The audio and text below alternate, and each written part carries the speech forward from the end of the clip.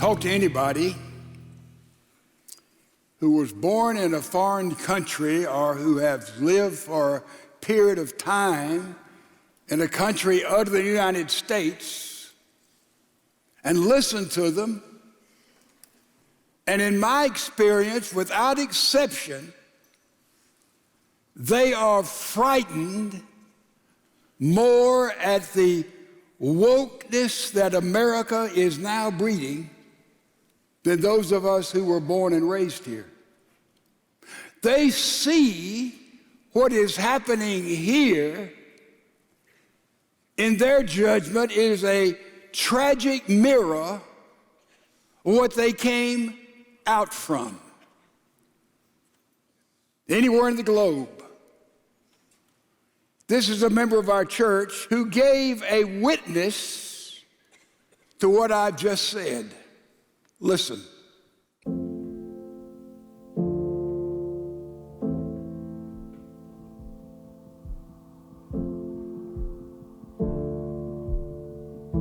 I lived in Houston for 22 years. I fled from China, but I cannot show my face because I'm concerned of my family's safety back in China.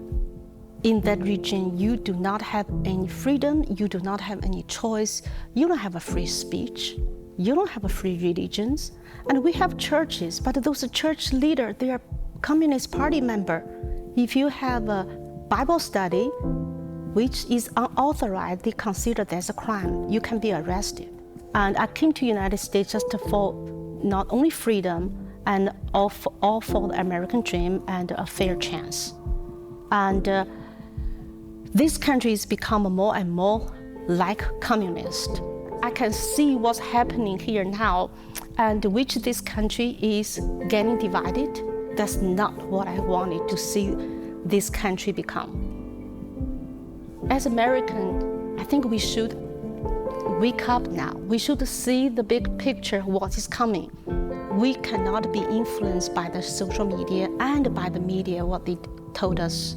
And we have to use our critical thinking to see the truth, to dig a little bit, to spend a little more time and focus on what's going on. As Christians, we also called to stand up, to face the evil, to fight with the devil, and to not be silenced in front of evil. And that's what we're supposed to do as a Christian now.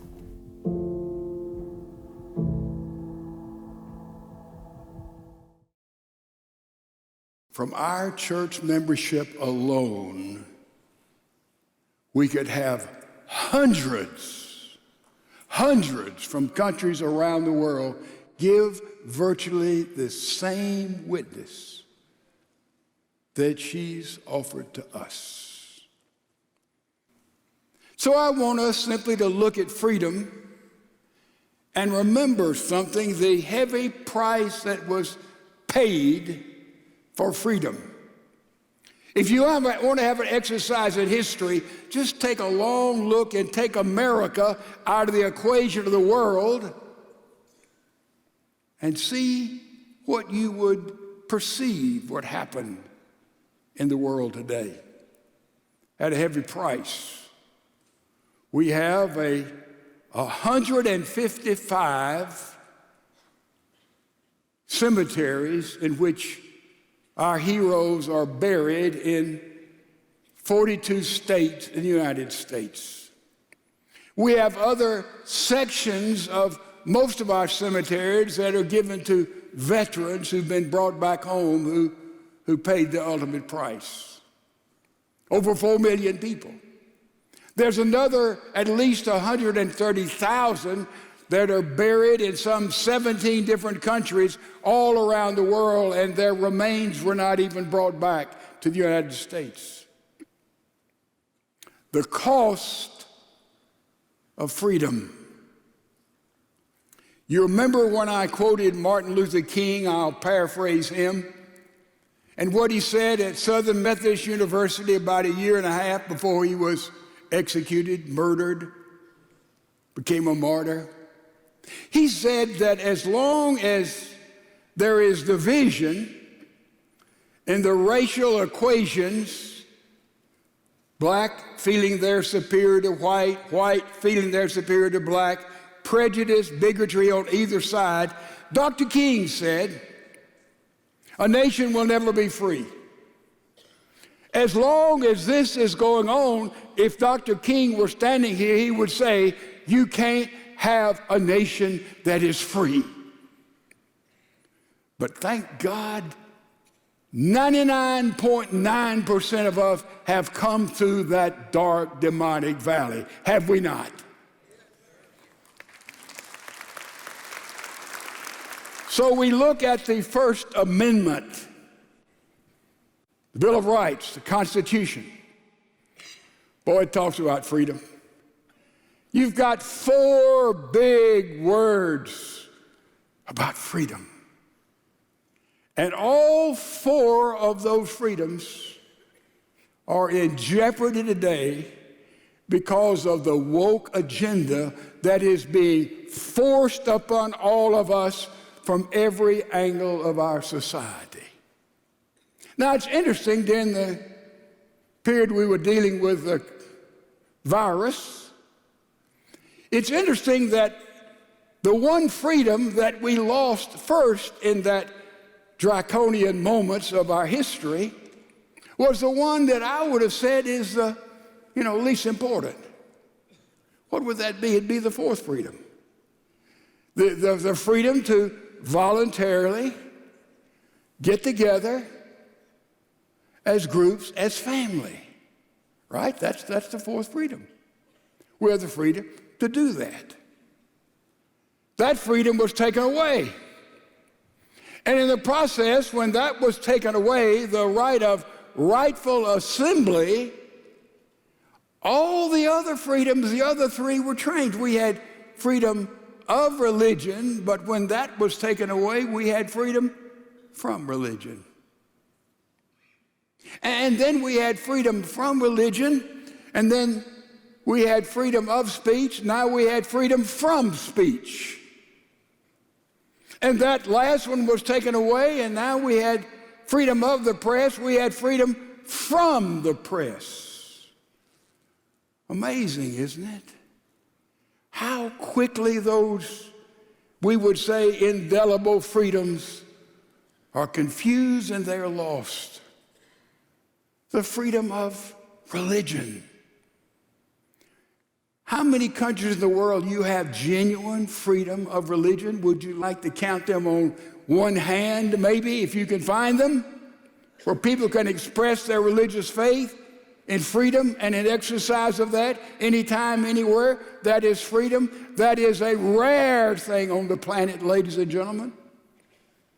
You say, well, let me give you an illustration. Well, Israel has freedom of religion. No, they do not. We can go there in our own little groups and express religion, but you go there and try to have a crusade in any facility in Israel, when you call people to Jesus Christ, I'm telling you, you'll be put in jail, and you would think Israel, of all places, would have freedom of religion, let alone China, Russia, et cetera, let alone the Muslim countries, right? Freedom of religion is a precious thing. And I can tell you, in most countries, if what I have been trying to say in a biblical context for the last 4 or 5 weeks, it would have been called hate speech, and I would be arrested or put down, and maybe all of us would be in jeopardy, and then we'd discover who stands up, who doesn't, wouldn't we? In about a skinny New York minute. Religion, freedom of speech, canceled. You say, well, what about in Australia? That's sort of a Western country, in Australia. This past week in Australia, a man was elected to be what we would call the commissioner of Australian football. And he was elected, and the first day he was in office, he was fired because they discovered he was a member of a church who did not believe in killing a baby in the mother's womb, and they fired him. He served for 1 day like he'd be the commissioner in our place of the NFL because he was an evangelical Christian. Bang, you're thrown out. You're canceled. Freedom of press. That's a joke, isn't it? That's a joke. You say, well, the press can say what they want to say. You know, I had sons, and we'd give them more and more leeway as they matured and growed up. We'd give them greater freedom. Did we not all parents do that? But if they went back against that freedom, we would have to restrain them. Ed, the first time he went out in the car on a date, his driver's license said he had to be home by sundown. It got dark, and Daddy took off looking for him. By the way, there's no more frightening moments in the life of a parent when your kids go off in the car for the first time, right, ladies and gentlemen? Right? Oh, yeah. He was coming in the road as I was going out, thank goodness. Do you think I restricted his freedom from that time on? I sure did. You see, we have now those in the press, they report on the basis of their ideology and not on the basis of what may be factual. That's the freedom of the press today. That's postmodernism. Therefore, they have lost that freedom as far as we're concerned. Anybody who's modifiedly literate. So we lose these 4 freedoms plus in a woke-dominated community. Freedom. And then what about the word liberty? Freedom and liberty are usually employed as synonyms, are they not? They're synonyms, but they really are not. Freedom is the freedom to, throw that away, jump down, hit somebody. I mean, we're free moral agents. We make decisions. We do. That's freedom. But liberty is sort of inside of freedom. Liberty puts guardrails on freedom, so you have rules and laws and civility and culture. And so it puts that in there on freedom. That is what liberty is. Liberty and justice for all. A nation under God. But let me tell you what's happened recently. This is a tragedy, and you have to think about it to understand it. But we had an illicit marriage that is becoming devastating to us at this moment in history. Science got married to politics. Science got married to politics. The temptation to do that has already occurred in a strategic time in our history. I'm not an epidemiologist, of course. I'm not a climatologist, obviously. And I can't speak ex cathedra in these fields. But I am sort of an amateur historian, and let's go back to 1970, and the big issue there was global cooling. Does anybody remember that? How many of you are old enough to remember that? Man, we're going to have a new ice age. Now, they tried to sell this to the political world, and some reason they didn't buy it. This is before the marriage took place. Ice age is coming. Look at the scientists, the climatologists who saw this and shouted this out. Man, this is irrefutable history. But something happened. The catastrophic cooling morphed into catastrophic warming. Hold on to the word catastrophic. You see, it has to be catastrophic in order to scare the bejeebers out of everybody. And so we can get more control of we the people. See, a lot of people forget we got 4 branches of government: the legislative, the judicial, the executive.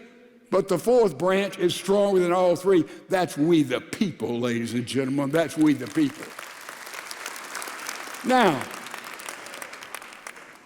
I said I'm not an authority, but I want to read what a very fine scholarly man has written, and I've paraphrased it a little bit, so it's not exclusively his. Part of it is mine. Michael Knowles, in his book entitled Speechless, Perhaps warmer weather threatens civilization. Perhaps it does not. Maybe the coronavirus poses an unprecedented threat on human life. Maybe not. In any event, Dr. Dictators, i.e. the Napoleonic Dr. Fauci, expects technocrats have no right to demand that we acquiesce to their every whim. A free people may welcome the advice of specialists, and we do, but we must also consider other non-scientific factors. Remember the marriage between science and politics? Including the effects of a given policy on the economy, national security, popular culture,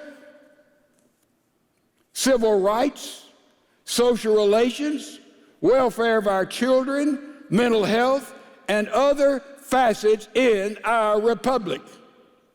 If climate change really would destroy the world by 2031, as AOC claims, science remains the servant of our nation and of the world, and a free republic, the people must set the nation's course.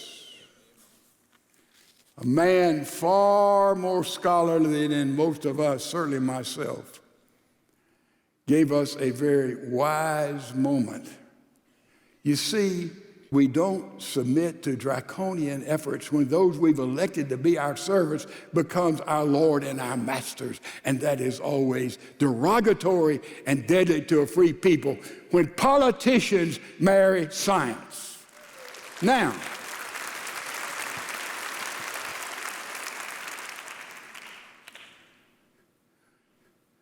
we are a blessed nation. Is that true? How did God bless us? Why did God bless us? Have we moved away from that blessing? Is it gone? Is that blessing coming back? Let me tell you why I think and why we have been blessed. I think that blessing is available to every nation. Whoa, wait a minute. Yeah. Well, what about Israel? I think Israel in that day and age responded to God in setting up a biblical basis that he gave to them through the Ten Commandments and through their salvation history, which is the coming of Jesus Christ. I think that's why God uniquely blessed and used Israel, because Israel at that time responded to his revelation best that they could with the Ten Commandments and the covenants that were made. That's why I think God blessed Israel. He didn't just decide to put pitsy dust on them. Let me see how that worked. Look at Jeremiah, chapter number 29, God speaking.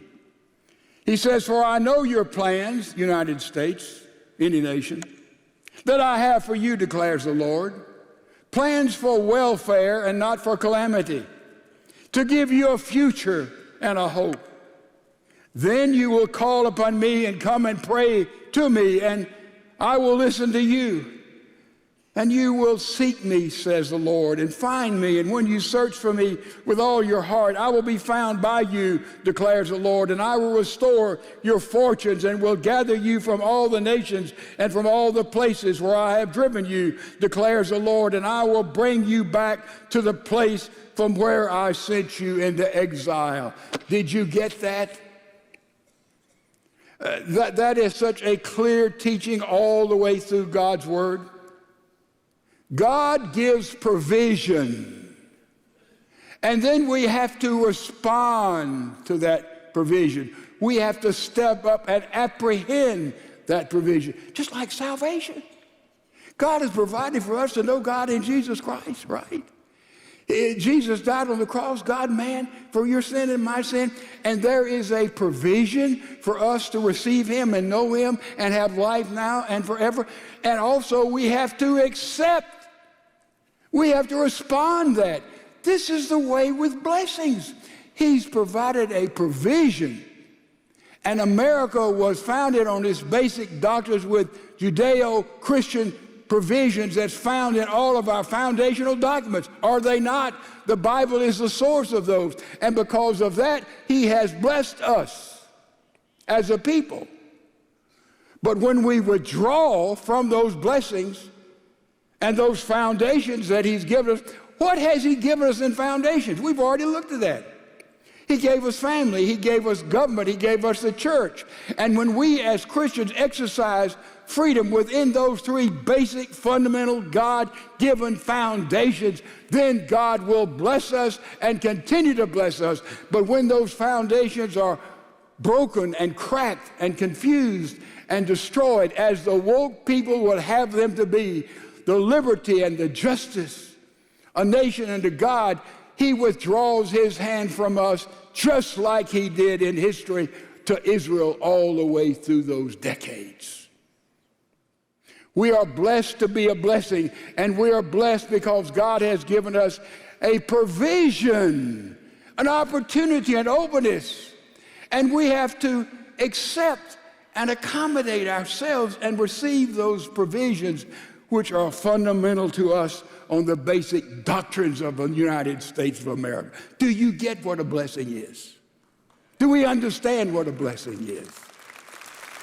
On this basis, God can bless America. There was a family that lived in Siberia,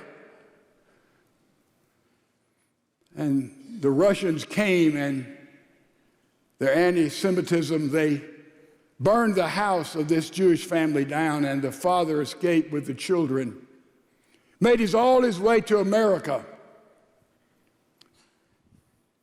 lived on the east side of New York. When this young boy came over as a baby, was 9 years old. His name was Israel Beeline. His father died. He's an orphan at 9. Somehow he made it by selling papers on the streets of New York. And he would go in bars, and he saw those old beat-up pianos, and he began to play on those pianos. He had a natural gift for music. And everybody liked him. Man, he would play, and they would give donations, and finally he began to write music that sort of fit the mood of the day. And they would sing their song. They would look forward to Israel, Izzy coming in and playing those songs. And finally he went on and he began to write sheet music. And he went to Germany in 1938, saw what was happening with Hitler there. He had served in the military previously himself.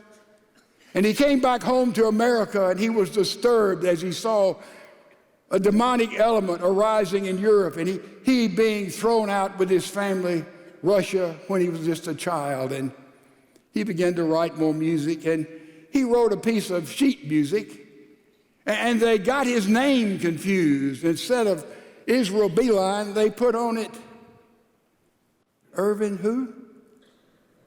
Berlin. And he didn't correct it. And Irvin Berlin, what a guy. In 1938, Kate Smith had a radio show, echoed. She was a beautiful, powerful voice. And she asked this man, Irvin Berlin, what did he write? White Christmas, No Business Like Show Business. But she asked him to write him a song, write her a song, and he did. And he went and got an old trunk that he brought back when he was in the war, and he had written in that trunk a love letter to America because he so appreciated America, because he came out of Russia. He had suffered, his family had been killed. And this was a love letter he wrote while he was in the army. And he said he never did use it or read it. It just stayed in that old trunk because he said it was so mushy. But when Kate Smith asked him to write something for her radio show, he took that old mushy thing there and he put music to the words. And that's where we get that prayer put to music. God bless America. Would you say it after me? God bless America. Land that I love. Stand beside her and guide her through the night with the light from above, from the mountains to the prairie, to the ocean, white with foam. God bless America, our home, sweet home.